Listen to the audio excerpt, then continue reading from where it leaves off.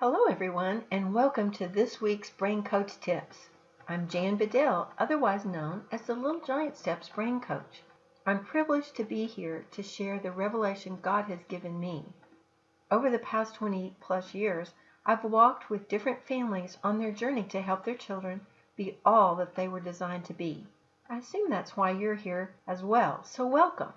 I ask that you would share this link to the podcast so that other families can get help as well.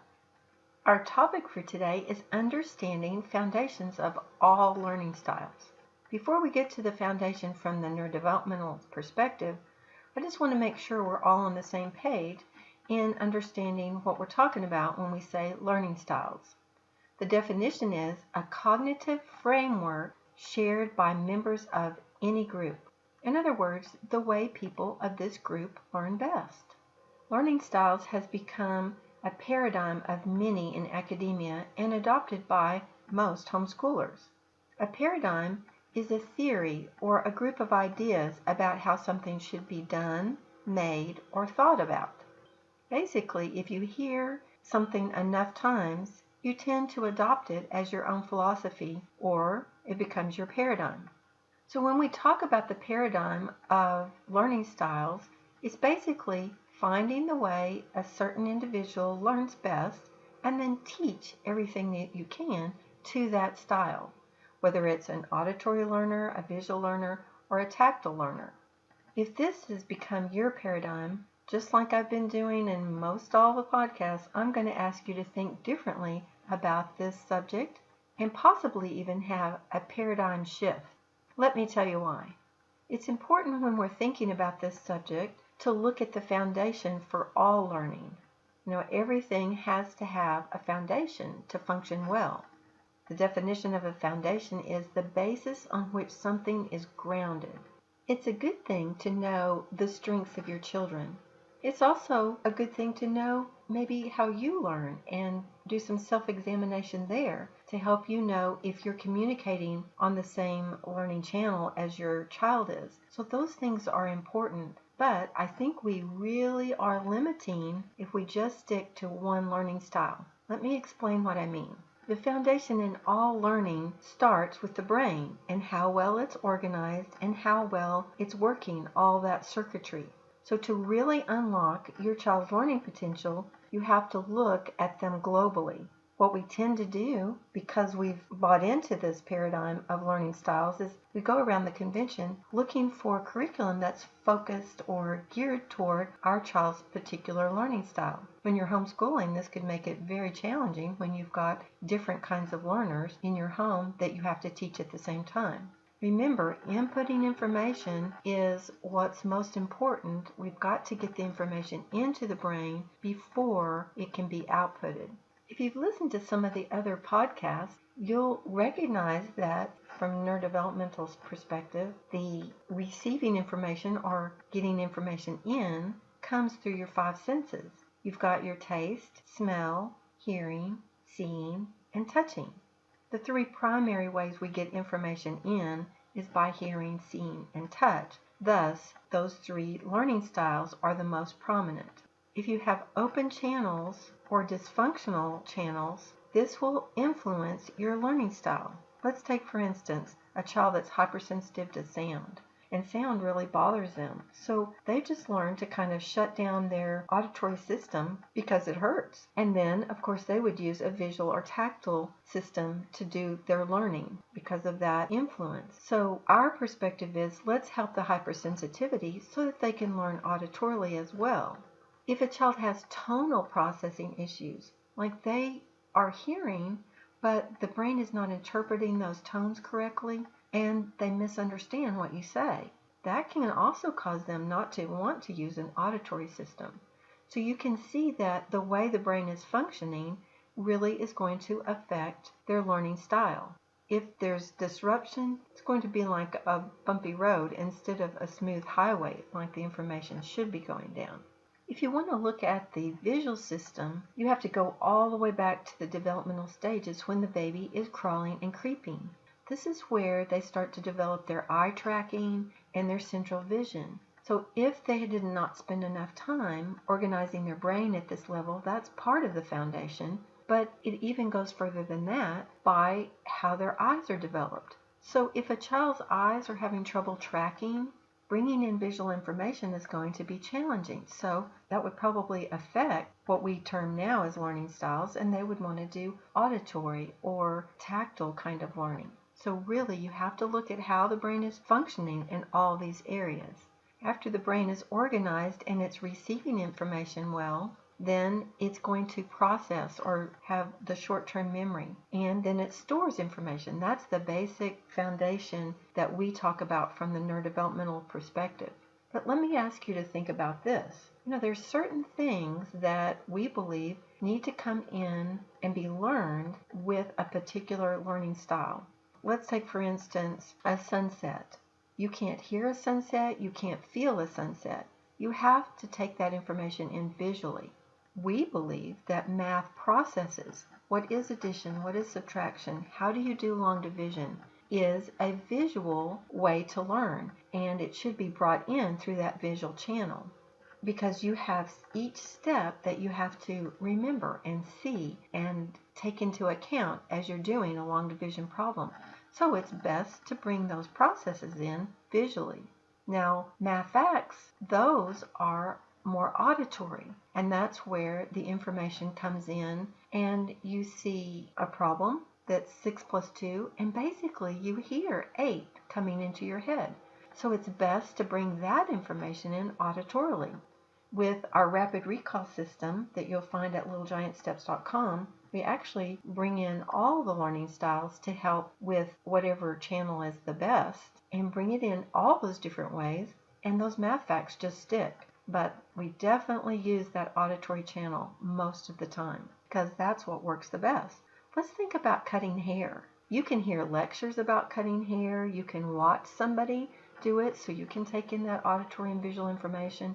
But unless you really get in and do that haircut, you're not going to learn it. So that's something that needs to be done tactily. This is the paradigm shift I'm going to ask you about considering, and that is they need to be good in all of these areas. And if we just teach to one, we're going to leave them crippled in those other areas.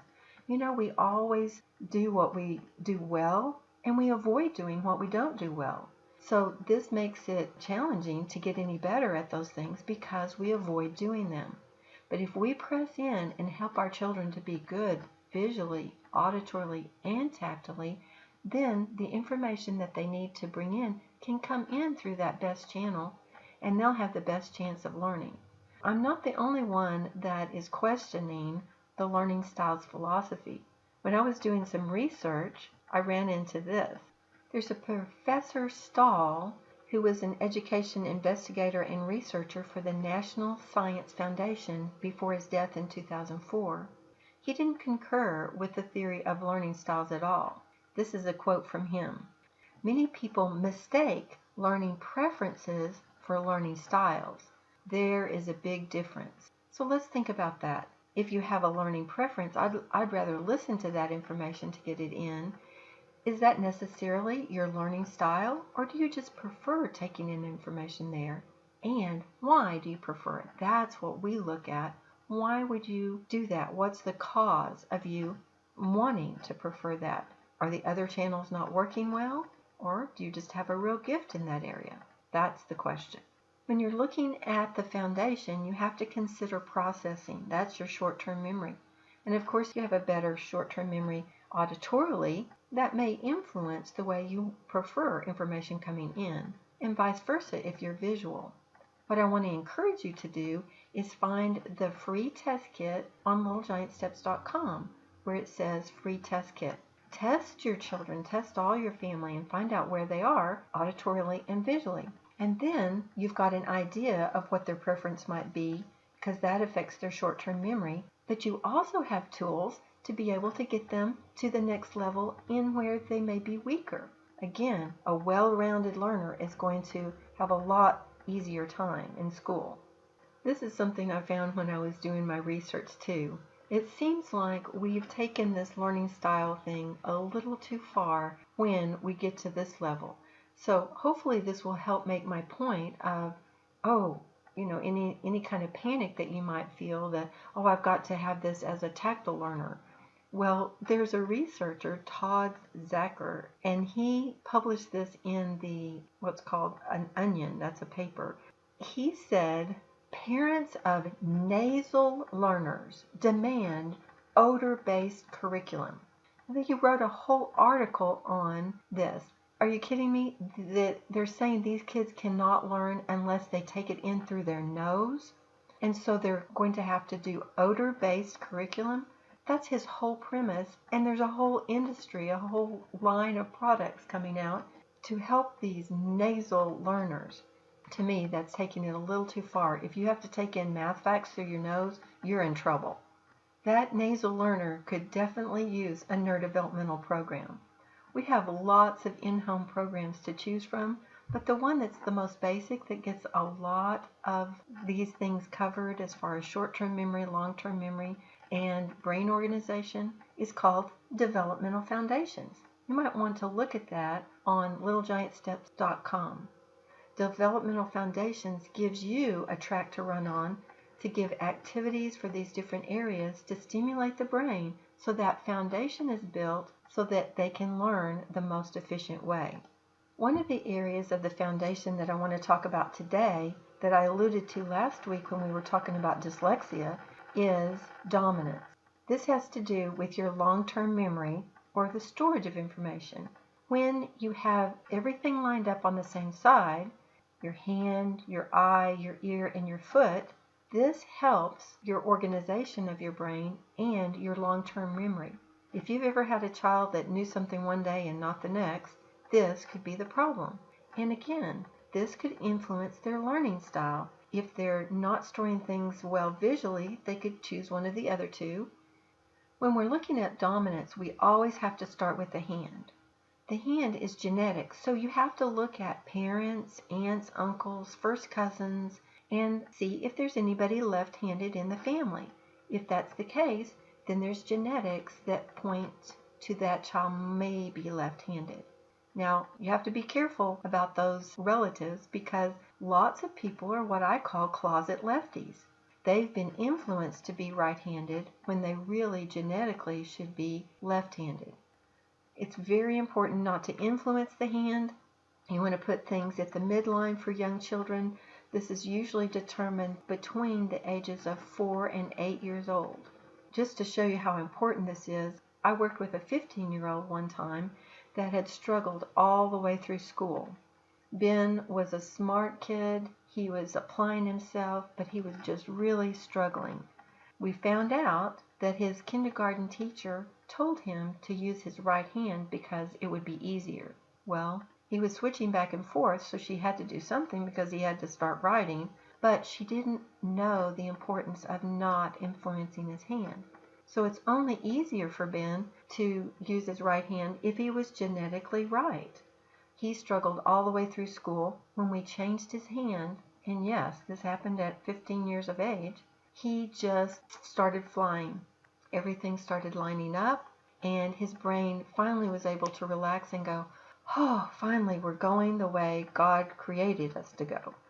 So once you're sure about the hand, then you want everything else to line up with the hand. So if the child is right-handed, you want them to be right-eared, right-eyed, and right-footed. If they're left-handed, you want them to be everything on the left. This is going to make for efficient storage, and information is going to come out easily. They're going to test better because that information is readily available to them in their dominant hemisphere. If they're not storing things right, it's really inefficient, and they just feel like there's a pile of papers behind them, and it's written on one of those papers, but they can't find it. When you have this mixed dominance, it's very inefficient, and you have problems like inconsistent recall. One day they know it, the next day they don't. There's also other challenges with this. Oftentimes they don't have very much common sense. Their logic is kind of out the window. They're very emotional. They easily get upset, and they're hard to calm down.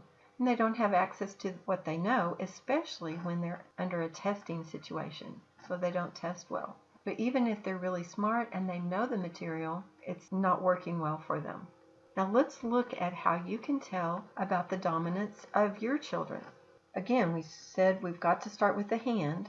One way you can look at this is if you've got one viewer, like in a camera or a kaleidoscope or something like that, you ask them to look through it and they put it up to their eye. Which eye do they put it up to? That's near point.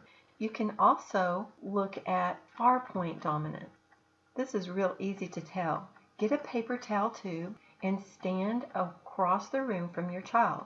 Have them hold it with both hands, kind of at their midline, and hold it arm's length away. So they're looking through the tube, but it's not right against their eye. So they're looking through that tube, and you can look right down that tube and see which eye they're using. Now try this several times. Have them bring it down, bring it back up, bring it down, bring it back up. And of course, both eyes have to be open. They can't wink one eye while they're doing this for an accurate test. So you'll be able to tell right away whether the eye is matching the hand that is dominant for your child. Now, there's something that you can do to fix this. You can change eye dominance. And we're going to talk more about that when we talk about shoring up the foundations. But let me just give you an example of what would happen if you had a mixed dominant eye. The child was right-handed, right-eared, right-footed, but their eye was left. This is going to cause visual long-term memory issues. And they'll probably prefer one of the other channels because that one's not working efficiently. Now, to test for ear dominance, what you're going to do is have somebody whisper on the other side of the door, have the child squared up, shoulders square with the door and about 8 feet away, and have them walk to the door and see if they can hear it. You're just going to say to them, put your ear on that door and see if you can hear what they're saying over there. Try that several times, back them up, have them go back and do it, back them up, have them go back and do it, and see which ear they put to the door. Sometimes they might listen with the right ear, sometimes with the left ear. That means they're mixed eared. And sometimes their auditory information is going to go to the right place, and sometimes it's not. Something that you can do to change this dominance is put an earplug in the ear opposite the hand. So if they're using their left ear, but they're right-handed, you can put an earplug in their ear all waking hours, but not at night. You want to make sure it comes out at night so that air's out and there's no moisture in there that might cause any problems. This, over time, will tell the brain, oh, this isn't working too well. I need to use the other one. And it will actually switch the dominance. Are you starting to see how the foundation is so important for choosing learning preferences or learning styles? If the hand and eye and foot are right, but the ear is left, that might cause them to be a visual learner because you can't remember if you're given something auditorily. Now, if you have both eye and ear that are opposite to your hand, then you're probably a tactile learner, and you're going to have a lot of trouble with your long-term memory. I'm going to go ahead and give you the way to test for foot dominance, but it doesn't really affect academics that much. It just has an indicator of the disorganization of the central nervous system. Basically, it's which foot do they kick with and which foot do they hop on. So you can ask them, kick the ball several times and just watch if they're kicking with one dominant foot. Or have them hop on 2 feet, have them hop on 1 foot, have them hop on 2 feet. And when they go to 1 foot, without you telling them which one to go to, that's typically the one that they are dominant with. They may stand on one particular foot. That's going to show their dominant foot. So the question is, can you help your child be more well-rounded in learning pathways? The answer, absolutely you can. You can help them be good in all of these areas so they can take in information the best possible way for each different thing that they want to learn. If you would like to have more information about helping your child be a more rounded learner or overcome learning challenges, you may want to start with the survey that we have on the littlegiantsteps.com website. With some information about your specific situation, we can direct you to the right resources. From the home page, select Our Services, and in the right column, you'll find Free Survey. Just turn that in and we'll get back with you about how we can help you the best. As we come to the end of our time together today, my prayer is that this important information encourages you to stay tuned for more Brain Coach tips to make life and learning easier. For now, it's the Brain Coach signing off and reminding you that neurodevelopment is a dynamic approach to life. So think differently. The solution is not in the problem.